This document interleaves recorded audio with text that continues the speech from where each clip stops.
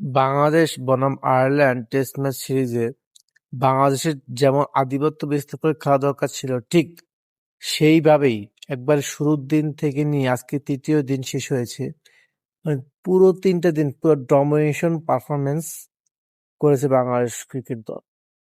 বিশেষ করে ব্যাটারদের যে রান দরকার ছিল সে রান ঠিকই তারা করেছে। একমাত্র মুশফিকুর রহিম ছাড়া বাদবাকি সবাই রান পেয়েছে। যদিও মুশফিকুর খারাপ করেনি, ২৩ রান করেছে। এছাড়া আমাদের ক্যাপ্টেন তার ক্যারিয়ার ৮ম সেঞ্চুরি পূর্ণ করেছে। এছাড়াও লিটন দাস হাফ সেঞ্চুরি করেছে। তার আগের দিন ১৬৯ রান অপরাজিত থাকা জয় করেছে ১৭১ এবং ৮০ রানে আউট হয়েছেন। তো আসলে ব্যাটারদের পারফরমেন্স একদম পারফেক্ট, পুরো ডমিনেশন পারফরমেন্স করেছে আয়ারল্যান্ডের বিপক্ষে। এরপর আসি বোলারদের কথা।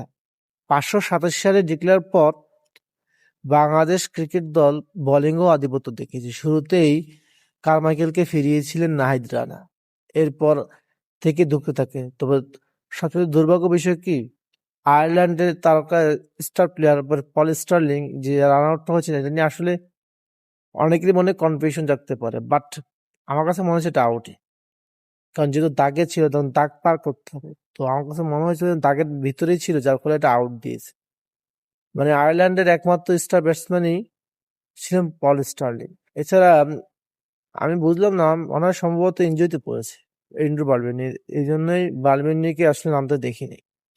তো যাই হোক, আসলে ইনিংস বাই জেতার কথা বলেছিলাম গত ভিডিওতে, আশা করি সেটাই সেদিকে এগোচ্ছে ইনশাল্লাহ। আমরা প্রথম সেশনে, অর্থাৎ ৪র্থ দিনের প্রথম সেশনেই আয়ারল্যান্ডের বিপক্ষে আমরা ইনিংস বাই একটি ম্যাচ জিতে চলেছি। এরকম ডমিনেশন পারফরমেন্স আমরা সবসময় প্রত্যাশা করি। বিশেষ করে ২০২৫ সালে আরো অনেক টেস্ট ম্যাচ রয়েছে। এছাড়া আমাদের টেস্ট চ্যাম্পিয়নশিপের ম্যাচ রয়েছে ভারতের বিপক্ষে সম্ভবত, আর যে সকল অস্ট্রেলিয়ার বিপক্ষেও রয়েছে ২০২৬ সালে। তো সেই সকল ম্যাচও আমরা এরকম ডমিনেশন পারফরমেন্স দেখতে চাই। একটু আসি শান্তকে নিয়ে কথা বলতে। দেখুন, শান্তকে নিয়ে অনেক সমালোচনা হয়। বিশেষ করে তাকে একটি উপাধি দেওয়া হয়েছে লর্ড বা লর্ড অ্যাসোসিয়েশনের সভাপতি।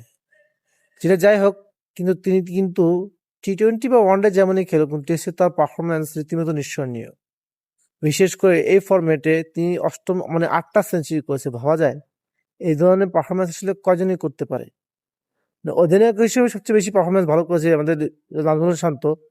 এছাড়া এছাড়া আরো একজনের কথা বলতে হয় যে মাহমুদুল হাসান জয়, মানে দীর্ঘদিন পর টেস্ট দলে ঢুকে যে ইনিংসটা খেলেছে সেটা কথা অসাধারণ ছিল। এছাড়া সাদমান ইসলাম অলওয়েজ ভালো খেলে, এর আগেও ২-১ ম্যাচে 50 করেছিল, প্রতিটি ম্যাচে তার 50-50 রয়েছে। সেটা মমিনুল হকও খুব ভালো খেলতেছে। তো আশা করি প্রথম ম্যাচ তো আমরা ইনিংস বাই জিতেছি এবং পরের ম্যাচও ঠিক এভাবে জিতবো বলে আমি মনে করি।